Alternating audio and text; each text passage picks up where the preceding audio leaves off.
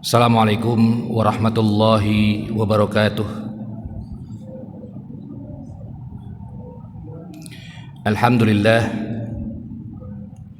alhamdulillahi rabbil alamin, wa bihi nasta'in wa ala umuri dunya waddin, wassalatu wassalamu ala nabiyyina Muhammadin wa ala alihi wa sahbihi ajma'in, amma ba'du. Allahumma alimna ma yanfa'una wa zidna ilman. Yang saya hormati pengurus DKM Masjid JGC, para tokoh masyarakat, bapak-bapak, ibu-ibu jamaah salat maghrib yang dirahmati oleh Allah Subhanahu wa taala.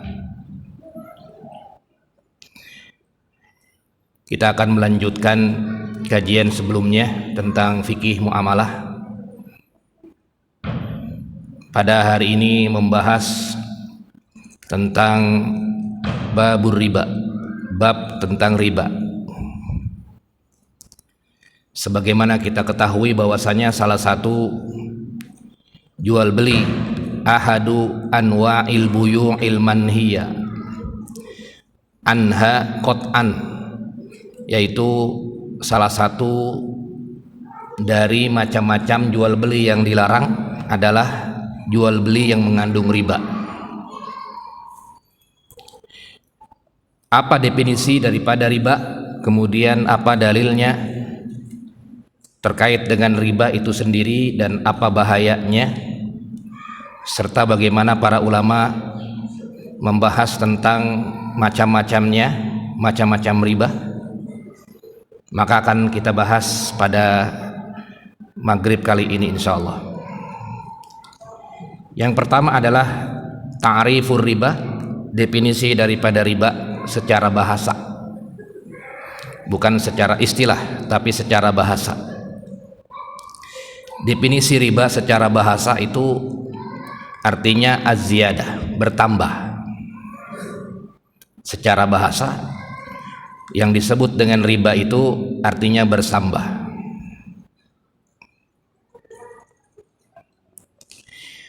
Sebagaimana di dalam Al-Quran Allah Subhanahu wa ta'ala telah menjelaskan tentang riba secara bahasa. Fa'iza anzalna 'alaihal ma'a ihtazzat wa rabbat. Dan apabila kami menurunkan air di muka bumi ini, ihtazzat wa rabbat, kemudian sungai itu nanti bertambah karena ada sungai, danau, kemudian sumber-sumber air, karena ada air hujan maka bisa bertambah, dia bertambah airnya, wa rabbat, dan bertambah itu. Nah, itu secara bahasa, jadi bukan makna riba secara istilah. Kemudian secara istilah jamaah sekalian yang dirahmati oleh Allah Subhanahu wa taala, secara istilah adalah fadlu malin, yaitu bertambahnya sebuah harta, fi muawadati malin bimalin, dengan bertukarnya antara mal dengan mal, bertukarnya sesuatu dengan sesuatu sehingga mengakibatkan bertambah, fi ahwalin makhsusatin, dalam keadaan yang telah dijelaskan oleh syariat.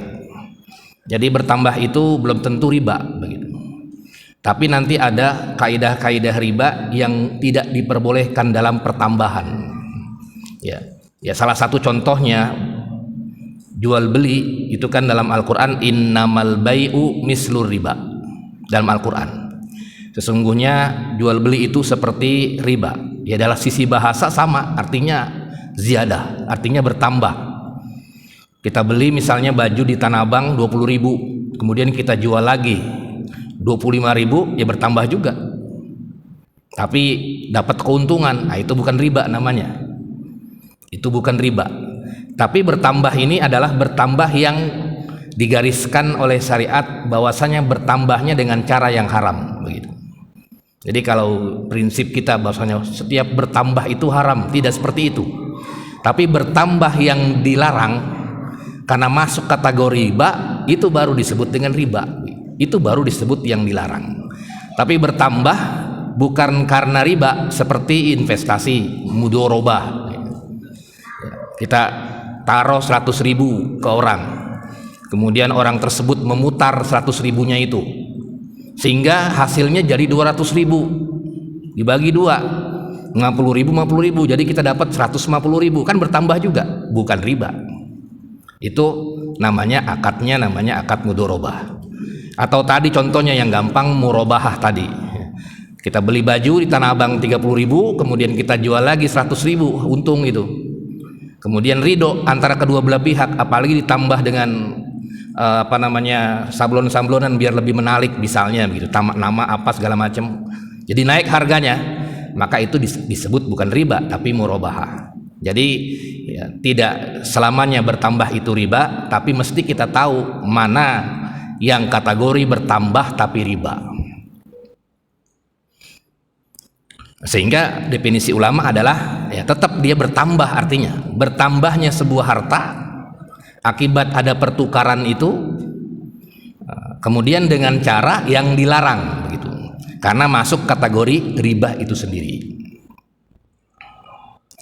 Apa dalilnya jamaah sekalian yang dirahmati oleh Allah Subhanahu wa taala? Dalilnya jelas di dalam Al-Qur'an.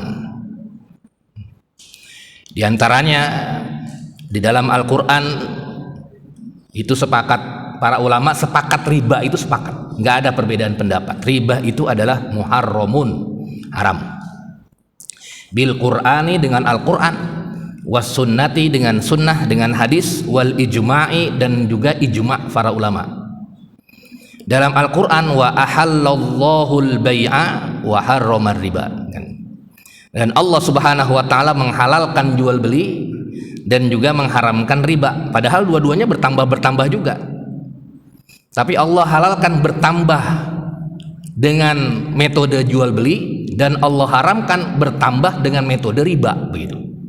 Maksud daripada Al-Quran ini, wa ahallallahu al-bai'a, dan Allah halalkan, bolehkan bertambah itu dengan cara jual beli, wa harramar riba, dan Allah haramkan bertambah karena riba. Kemudian di dalam Al-Quran yang lain, allazina ya'kuluna riba la yaqumuna illa kama yaqumul ladzi yatakhabbatuhu syaitanu minal mas. Nah ini, orang yang memakan riba itu, harta yang diperoleh dengan cara riba itu seperti jiwanya dirasuki setan, yatakhabbatuhu syaitan, terus menerus ya, candu begitu, terus menerus dia rakus dan lain sebagainya. Seperti yatakhabbatu syaitan, seperti dirasuki setan, pengen terus begitu dan seterusnya. Kemudian jamaah sekalian yang dirahmati oleh Allah Subhanahu wa taala, di sini dicantumkan ada 10 dosa-dosa riba. Yang pertama adalah termasuk dosa yang sangat besar, disandingkan dengan syirik, disandingkan dengan sihir, membunuh dan seterusnya. Di dalam hadis Nabi Muhammad SAW riwayat Bukhari Muslim, an Abi Hurairah, dari Abu Hurairah, qala Rasulullah sallallahu alaihi wasallam, ijtanibu as-sab'a al-mubiqat, jauhkanlah diri kita dari 7 hal dosa besar yang menghancurkan. Qalu ya Rasulullah, mereka berkata, wahai Rasulullah sallallahu alaihi wasallam, wa ma hunna, apa itu riba? Salah satunya adalah riba. 7 itu seperti syirik, asyirku billah, syirik, wasihru, kemudian sihir, dan salah satunya adalah wa aklur riba, dan memakan dengan harta yang riba. Kemudian riba itu juga tadi ibarat kerasukan setan, allazina ya'kuluna riba la yaqumuna illa kama yaqumul ladzi yataqabbatuhu syaitanu minal mas, di Al-Baqarah ayat 275. Orang yang mengambil atau yang memakan harta riba itu tidak dapat berdiri, la yaqumun, tidak dapat berdiri, melainkan seperti berdirinya orang-orang yang kerasukan setan. kama yakumul ladzi yatakhabbathu syaitanu minal mas, dari tekanan kegilaan. Luar biasa ini ya. Kemudian Allah mengumumkan perang bagi pemakan riba. Di dalam Al-Quran surat Al-Baqarah juga Allah subhanahu wa ta'ala mengumumkan perang terhadap orang-orang yang memakan dengan harta atau dengan jalan riba. Ya ayyuhallazina amanu taqullaha wa dharu ma baqiya minar riba in kuntum mu'minin. Hai orang-orang yang beriman, bertakwalah kamu kepada Allah dan tinggalkanlah harta riba in kuntum mu'minin, jika kamu termasuk orang-orang yang beriman. Fa illam taf'alu, kalau kamu tidak mau meninggalkan riba tersebut, fa'zanu biharbim minallah wa rasulihi, maka Allah subhanahu wa ta'ala dan Rasulnya akan memerangi kamu, harb, memerangi orang-orang tersebut. Wa in tubtum, maka jika bertaubat, falakum ru'usu amwalikum la tazlimuna wa la tuzlamun. Nah, kalau bertaubat, ya, jika kamu bertaubat, maka bagimu pokok hartamu, kamu tidak menganiaya dan tidak pula dianiaya. Nah, ini salah satunya jemaah sekalian yang dirahmati oleh Allah subhanahu wa ta'ala. Bahkan Allah melaknat pelaku riba. La'ana Rasulullah sallallahu alaihi wasallam akilar riba wa mukilahu wa katibahu wa sahidaihi wa qala hum sawa. Rasulullah sallallahu alaihi wasallam melaknat pemakan riba, penyetor riba, penulis transaksi riba, kemudian saksi. Beliau berkata semuanya sama dalam dosa.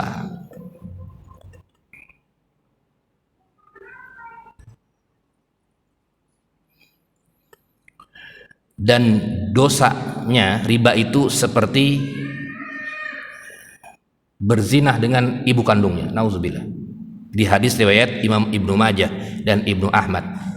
Ibnu Majah dan Imam Ahmad dari Abu Hurairah.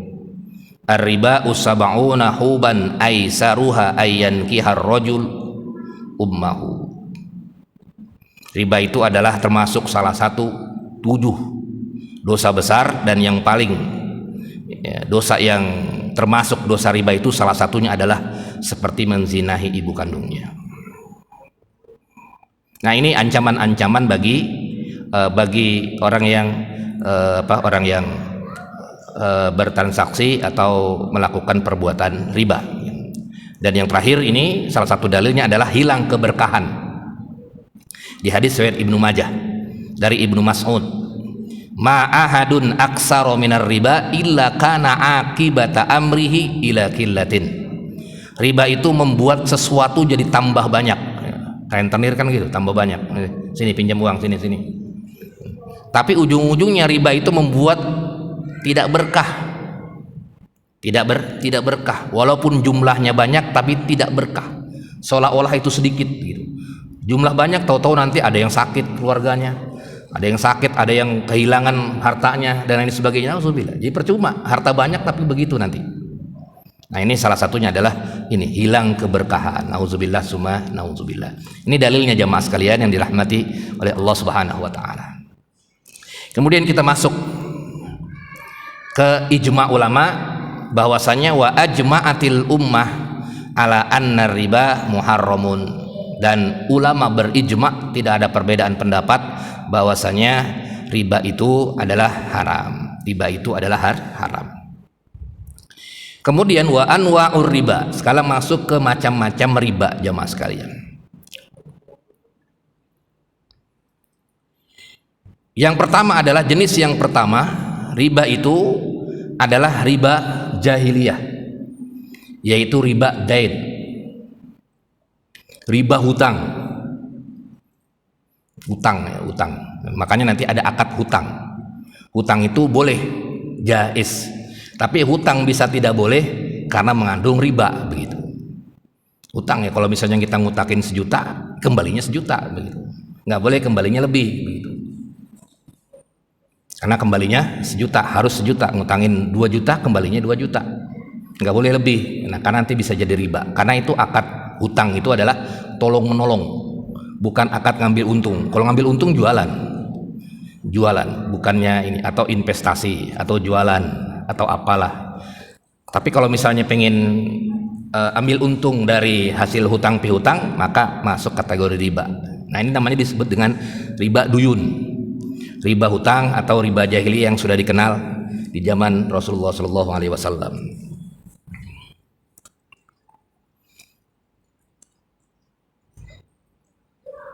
Kemudian yang selanjutnya adalah riba nasi'ah. Riba nasi'ah itu adalah dia sama memberikan hutang, hampir sama. Jadi bayarnya itu takjil, nanti kemudian ketika jatuh tempo dia minta kelonggaran, tambah lagi, baik itu dengan uang atau dengan barang. Nah, kalau tadi hutang kan identik dengan uang, identik dengan uang kalau hutang 100.000. Tapi ini kalau riba nasi'ah ini bisa identik dengan barang, bisa identik dengan uang. Misalnya kalau dengan barang atau dengan uang dulu, misalnya namanya disebut dengan riba nasi'ah, riba takjil atau riba nasi'ah. Misalnya seseorang memberikan hutang 1 juta, kemudian jatuh tempo besok, kemudian minta keringanan bulan depan lagi, ya udah jadi 1.200.000. Bulan depan lagi minta keringanan lagi, jadi 1.300.000. Nah, itu juga termasuk riba nasi'ah. Riba nasi'ah. Memang tadinya pertamanya 1 juta. Kalau 1 juta dia dibayar 1 juta, ya sudah, berarti itu hutang biasa, boleh. Tapi kemudian karena dia nggak mampu membayarnya, kemudian ya udah, nanti bisalah, tapi bulan depan nggak apa-apa, tapi tambah ya 100.000 atau 200.000. Nah, ini berarti disebut dengan riba nasi'ah. Atau barang, misalnya dia pengen minjem atau pengen beli atau minjem, ada beras enggak misalnya 2 kilo atau 1 karung, atau jangan gede-gede, misalnya 2 kilo, nanti bayarnya minggu depan ya. Pas minggu depan ditagih, nggak ada. Kemudian ya sudah, minggu depan lagi nggak apa-apa, tapi bayar 2,5 kilo. Nah, itu juga sama, mau barang mau uang sama. Nah, itu disebut dengan kategori riba nasi'ah. Namanya nasi'ah itu dari sisinya adalah takjil, nanti begitu, nanti. Nah, kemudian yang ketiga itu disebut dengan riba fadl, kelebihan. Riba fadl. Nah, di sini ada 7. Riba fadl ini ada 7, ada yang mengatakan 7, ada yang 6 ya. Tapi di sini pertama 7 dulu. 6 terlebih dahulu dalilnya, nanti tambah 1 lagi. Yaitu az-zahab, emas, ini barang-barang ribawi. Emas, wal fiddah, kemudian perak, wal hantoh was sa'ir, gandum, wal milah, garam, wat tamar, kemudian kurma, kemudian tambah 1 lagi 7, yaitu wazabib, terigu. Ini yang 7 barang ribawi yang ada nasnya, nasnya di dalam Al-Quran, termasuk 7 barang ribawi. Nanti dari 7 itu akhirnya para ulama menafsirkan 7 itu dengan berbeda-beda ilatnya atau kenapanya begitu. Karena riba itu 7 macam, itu riba fadl itu lebih. Ya, misalnya kalau misalnya nggak lebih ya nggak masalah, bawang dengan bawang 1 kilo begitu. Atau misalnya bawang dengan cabai 1 kilo 2 kilo, nggak masalah karena jenisnya berbeda. Nah, tapi kita harus inikan dulu bahwasanya barang ribawi itu 7 tadi, yaitu yang pertama zahab, emas, kemudian perak, kemudian gandum itu makanan pokok, gandum maksudnya, kemudian garam, kemudian kurma, dan juga kemudian 1 lagi adalah terigu. Contohnya bi ayyabi'a syakhsun, seperti misalnya seorang menjual, misalnya al-hantoh, misalnya menjual gandum dengan 1 kilo dengan 2 kilo begitu kan. Nah, itu tidak boleh. Tidak boleh, walaupun harus sama. Kalau jenisnya sama itu harus sama. Nah, itu disebut dengan riba fadl. Jadi jamaah sekalian yang dirahmati oleh Allah Subhanahu wa taala, jadi riba fadl itu kalau pengen tidak terjadi riba, maka harus berbeda jenisnya.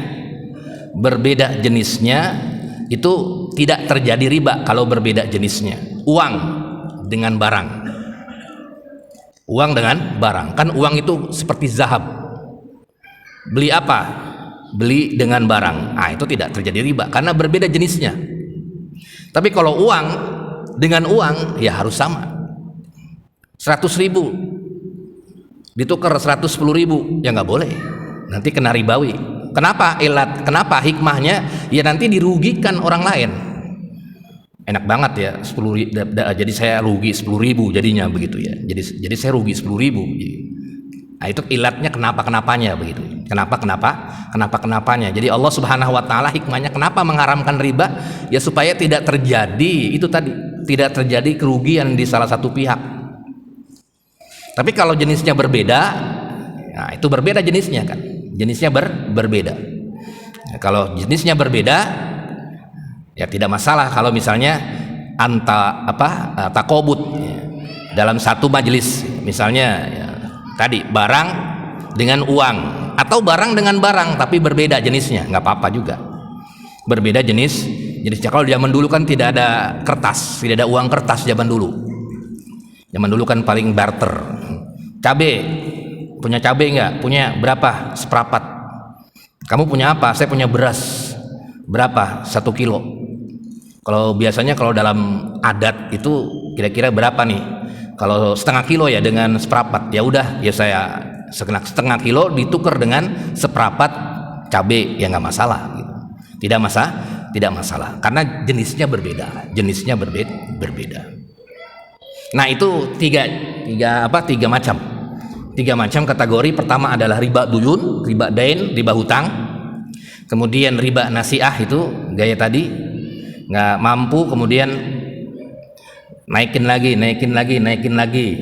Kemudian yang ketiga adalah riba fadl, yaitu kelebihan dari barang-barang ribawi jenisnya sama. Sehingga di sini riba fadl ini didefinisikan bi annahu ziyadatu aini malin fi aqdi bai'in, bertambahnya harta, pertukaran harta itu apapun bentuknya harta ya, uang atau cabai atau apa, dalam akad jual beli indattihadil jinsi, ketika jenisnya sama tapi bertambah yang satu ini tapi jenisnya sama. Nah, itu nggak boleh, jenisnya sama.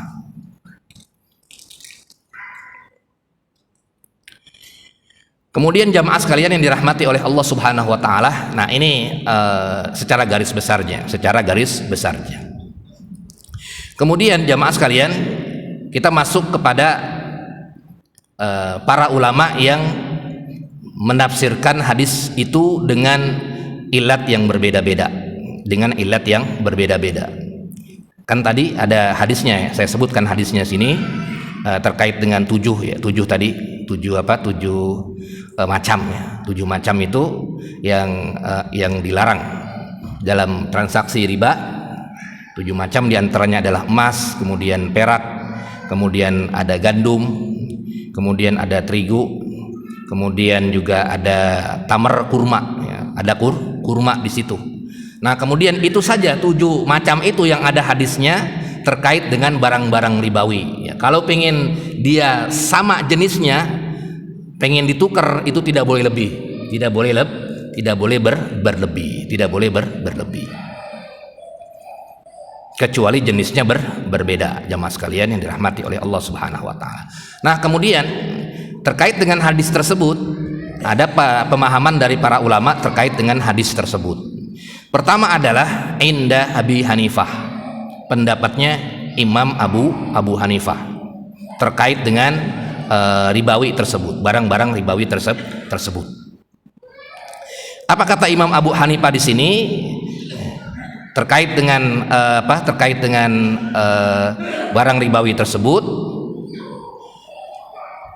Faqala Abu Hanifah, Imam Abu Hanifah berkata bahwasanya yang dimaksud dengan yang tadi itu, jenis-jenis tadi yang tujuh jenis itu, inda Abi Hanifah, menurut pendapat Imam Abu Hanifah, ilatnya itu adalah yang pertama, ilat yang pertama itu adalah al-kailu wal mikyal awal mauzun, al-mikyalu wal mauzun, al-mikyalu wal mauzun, karena ada timbangan dan juga karena ada wazan, timbangan, bisa ditimbang dan juga bisa bernilai, bisa ditukar. Nah, ini ilat yang pertama. Makanya kata Imam Abu Hanifah di sini, kalau misalnya buah dengan satu buah apel ditukar dengan dua buah apel, maka dia tidak termasuk barang ribawi menurut pendapat Imam Abu Hanifah di sini. Kenapa sebabnya? Karena dia tidak termasuk mikyal wal mauzun, tapi dia termasuk qimah, satu-satu saja. Jadi ini inda Abi Hanifah. Berbeda dengan pendapatnya Imam Syafi'i. Yang Imam Syafi'i mengatakan bahwasanya setiap at-ta'mu, setiap makanan, ya, makanan yang kita makan itu, ya, apapun bentuknya tapi sejenis, maka dia bukan hanya mikyalnya atau bukan hanya timbangannya wal mauzunnya, tapi juga ta'munya, artinya jenis makanannya. Jadi jenis makanannya. Kemudian kalau pendapatnya Imam Malik yang tujuh tadi, yang tujuh itu adalah karena al-qut, karena termasuk makanan pokok dan juga pelengkap makanan pokok. Jadi kalau misalnya sayur-sayuran, buah-buahan, ya, pokoknya yang bukan makanan pokok, menurut pendapatnya Imam Malik tidak termasuk. Jadi kias dari tujuh macam itu barang ribawi. Nah, ketika dijelaskan oleh para ulama, apa ini? Apakah tujuh saja?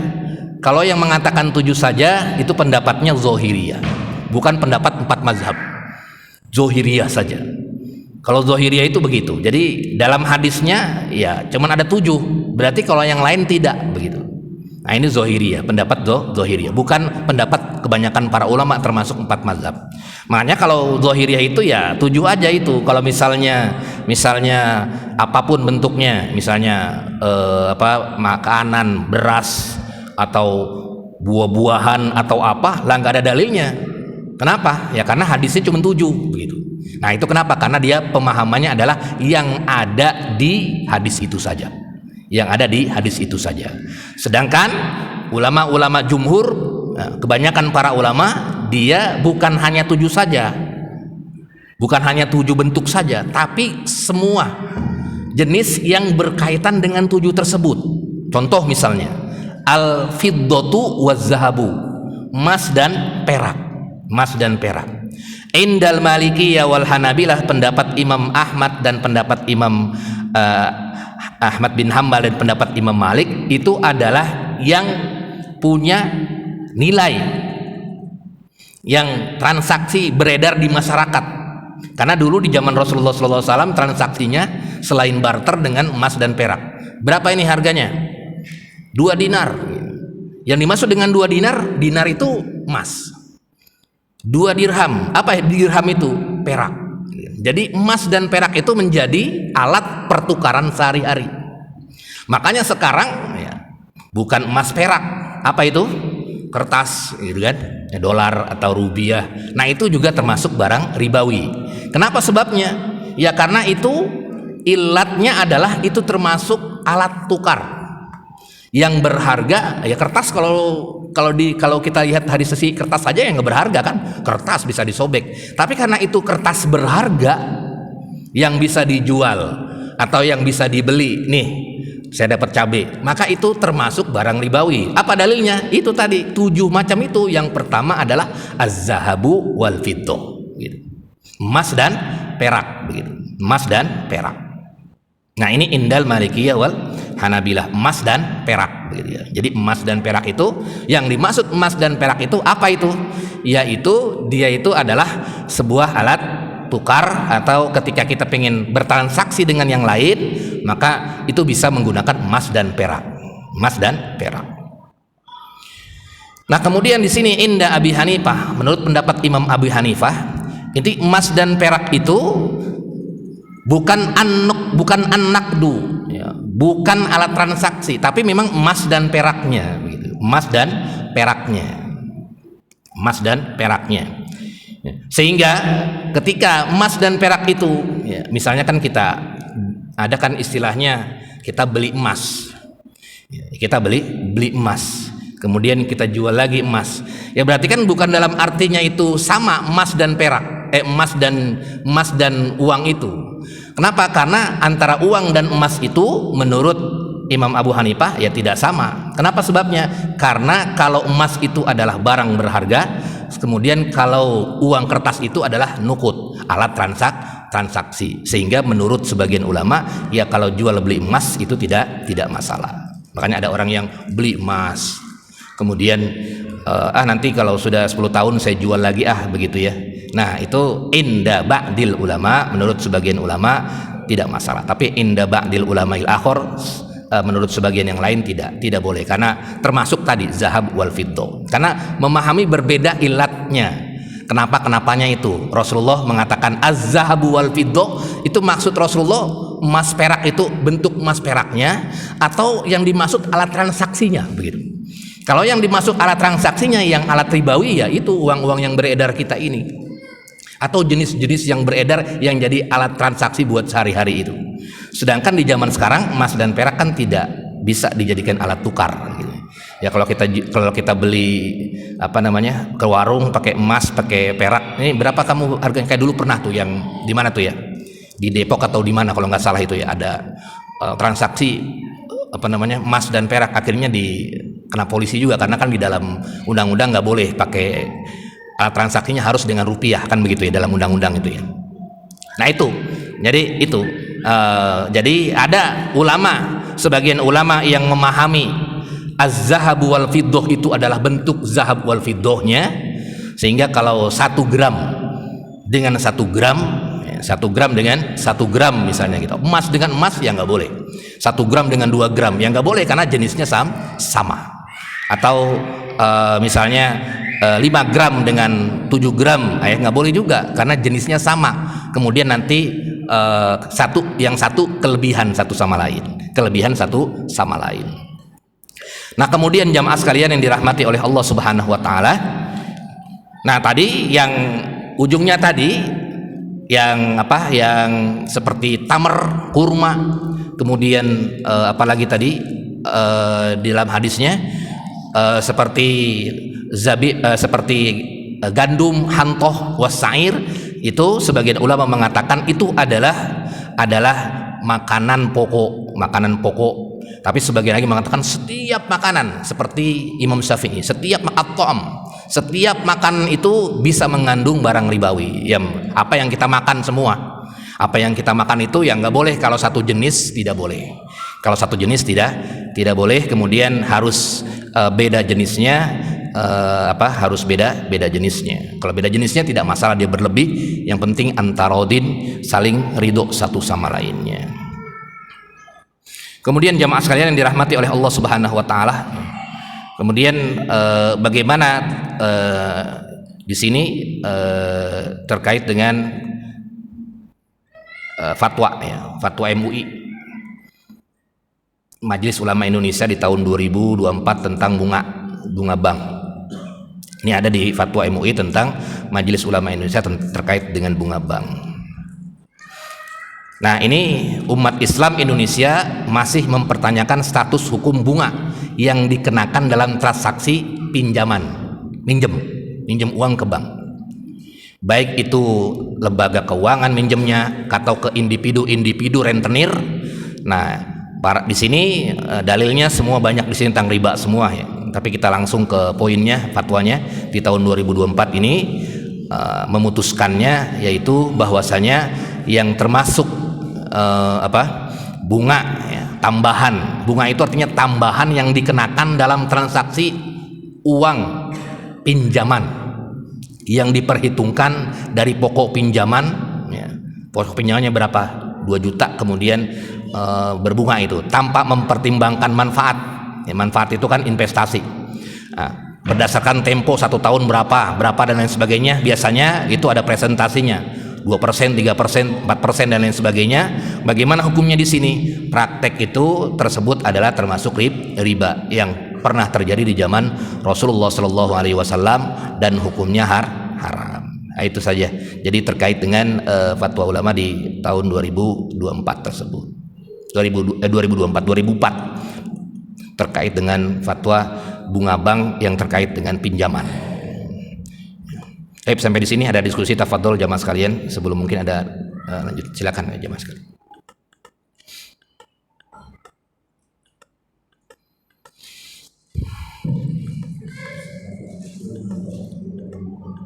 Waalaikumsalam warahmatullahi wabarakatuh. Misalnya saya mau minjam kepada saudara saya minjem pada saudara yang kaya untuk beli rumah. Setelah mendapatkan uang taruhlah 50 juta beli rumah. Karena dia kaya, dia juga nggak pernah nagih. Dia nggak pernah nagih. Terus sayanya karena kemampuan sedikit juga belum bisa mencicil maupun membayar. Karena berkemampuan sedikit nggak nyicil, nggak bayar. Setelah sekian lama, misalnya 10 tahun, saudara saya ini jatuh miskin. Oh, saudaranya jatuh miskin. Akhirnya saya juga berkeinginan membayar. Berkeinginan membayar. Rumahnya dijual. Rumahnya dijual. Rumah yang tadinya harganya 50 juta menjadi 100 juta. Apakah saya harus membayar 50 juta? Apa 100 juta hasil rumah yang saya jual beli dari pinjam dari bank? Ya. Minjemnya kepada saudara itu 50 juta. Maka balikinnya harus 50 juta. Nggak bisa balikinnya lebih. Kalau balikinnya lebih, itu riba namanya. Nggak bisa 50 juta balikin 100 juta. Adapun 50 juta kita pengen beliin apa, beliin mobil, beliin rumah, beliin apa, itu terserah kita. Yang penting kita punya hutang 50 juta, balikinnya 50 juta gitu. Nggak ada balikinnya 100 juta. Kalaupun kita beliin rumah, kemudian rumah itu naik harganya, itu adalah disebut dengan nilai bertambah dari barang tersebut. Tidak disebut dengan kalau misalnya nilai rumah itu 100 juta, berarti saya harus bayar 100 juta dong. Kan pertama kita minjem apa? Minjemnya uang 50 juta, maka kita balikin 50 juta. Walaupun pada hakikatnya itu rumah jadi 1 miliar, tetap kita bayar 50 juta. Orang tersebut yang minjemin, yang nggak tahu, pokoknya kamu minjem sama saya 50 juta. Adapun 50 juta mungkin kita beli dari orang yang butuh rumah, lagi butuh rumah nih, lagi butuh uang, mau saya jual nih rumah nih. Berapa harganya? Udahlah 50 juta aja, saya lagi butuh. Ya ini ya, road hidup 50 juta nih. Ya udah 50 juta bayar rumah itu. Alhamdulillah, sah itu jual belinya. Uang barangnya rumah, uangnya 50 juta. Dia ridho, udah sah. Transaksi dah 50 juta. Kemudian 10 tahun kemudian rumah jadi 1 miliar. Kemudian dia tagih saudara kita ke kita. Berapa bayarnya? 50 juta. Bukan bayar seharga rumah itu. Kalau bayar seharga rumah itu berarti riba tandanya. Kecuali kalau kita minjem emas. Saya pinjam emas kamu, maka balikin itu emasnya. Kita pinjam apa kamu? Pinjam emas 10 gram ya. Buat apa? Ya buat nanti saya jual atau saya pakai dulu buat istri saya. Pokoknya dia minjem emas 10 gram 24 karat. Maka nanti kemudian di tahun berikutnya kita tetap punya utang apa? Punya utang emas 10 gram itu. Walaupun maksudnya uang 50 juta yang dulu untuk diberikan rumah yang nilai 50 juta itu kan dapat rumah yang sekarang dijual itu. Berarti 50 juta itu udah nggak ada nilainya ke situ. Kan udah nggak berimbang gitu. Tetap enggak. Iya, 50 juta tetap hutangnya 50 juta. Kalau kita ngasihnya 100 juta ya nanti riba itu ya. Tetap 50 juta dia. Ya maksudnya kan ibaratnya 50 juta dulu dapat sapi, tapi 50 juta sekarang cuma dapat semen. Iya. Tetap kita pinjam uang itu pinjam apa kita? Pinjam 50 juta atau pinjam apa? Kalau kita pinjam barang, ini saya pinjam itu rumah itu, nanti balikinnya rumah. Kalau kita pinjam rumah atau pinjamnya barang, balikinnya barang itu, bukan nilai daripada barang itu. Misalnya kita pinjam mobil setahun, tiba-tiba mobilnya harganya turun, ya tetap kita balikinnya mobil itu yang kita pinjam itu, 50 juta itu yang kita pinjam. Bukan dia naik nanti pinjamnya jadi 100 juta gara-gara rumahnya 100 juta gitu. Kalau begitu nanti dia sama saja bukan minjemin kita, sama saja investasi itu nanti. Yang berbunga bukan berbunga ya, yang bertambah karena investasi. Kalau investasi bisa, tapi itu bukan investasi, kan awalnya ini minjem. Iya, awalnya minjem. Cuman kan yang minjem ini karena cuma penghasilan kecil, akhirnya tanahnya dijual lagi untuk dibalikin. Cuman nilainya sudah berubah 2 kali lipat. Iya. Kan? Makanya apa harus membalikan seharga rumah dulu 50 juta sekarang 100 juta dibalikin semua, apa cukup 50 jutanya karena kita juga udah ditolong di situ. Iya, tetap 50 juta ya. Tetap 50 juta karena pinjamnya kita 50 juta, tetap balikinnya 50 juta. Bukan akadnya akad investasi, bukan akad yang lain, tapi akad pinjam meminjam, kita pinjam 50 juta ya balikin 50 juta tanpa ada bunga. Tanpa ada bunga. Adapun kita 50 juta mau beli habis konsumtif, 50 juta kan ada juga orang yang minjemnya buat makan. Habis akhirnya 1 bulan. Ditagih 50 juta, nggak kebayar dia. Ada yang begitu. Ada yang orang pintar 50 juta buat apa ini? Buat usaha saya. Apa tuh? Puterin uang dagang bakso. Akhirnya baksonya udah miliaran. Padahal kita minjemin 50 juta. Masa kita balikin bakso yang miliaran itu? Kan enggak. Kecuali kalau 50 juta itu angkat investasi. Misalnya saudaranya kepada orang tersebut, Pak Ahmad deh. Ya Ahmad, saya pengen punya nggak 50 juta. Buat apa? Buat invest ke saya. Saya punya dagang bakso ini, baru mulai 50 juta itu. Nah itu berarti akadnya bukan minjem, akadnya investasi. Mudorobah namanya. Nanti ketika 10 tahun kemudian diakadkin misalnya 50 juta itu misalnya dapatnya 50 atau berapa persen lah begitu ya. Akadnya tergantung lah. Kemudian dalam 10 tahun kemudian bakso kita luar biasa. Sampai ke Nusantara lah bahasanya. 2%, misalnya janjinya adalah 5%. Ya 5% dari keuntungan bisa miliaran itu. Walaupun dulu 50 juta ngasihnya, tapi bisa dapat miliaran. Kenapa? Karena akadnya mudorobah. Tapi kalau akadnya hutang, awalnya hutang, ya sudah hutang 50 juta gitu. Wallahu a'lam. Ada lagi jamaah sekalian? Paham ya Pak Jia? Paham ya maksudnya? Oh iya siap. Jadi maunya 100 juta gitu ya. Ya karena nilainya dulu 50 juta itu cuma bisa dapat rumah, lalu 50 juta sekarang cuma dapat tiangnya doang. Oh iya, berarti harusnya akadnya bukan akad hutang tapi akadnya investasi gitu ya. Jadi bukan, kalau hutang itu tetap dia hutang 50 juta tetap bayar 50 juta. Tapi nanti kita lanjutkan Pak Ji ya. Nanti di pekan yang akan datang mudah-mudahan bisa ini sama-sama kita akhiri kajian kita dengan membaca doa kafaratul majlis. Subhanakallahumma asyhadu an la ilaha illa anta astaghfiruka wa atubu ilaik. Assalamualaikum warahmatullahi wabarakatuh.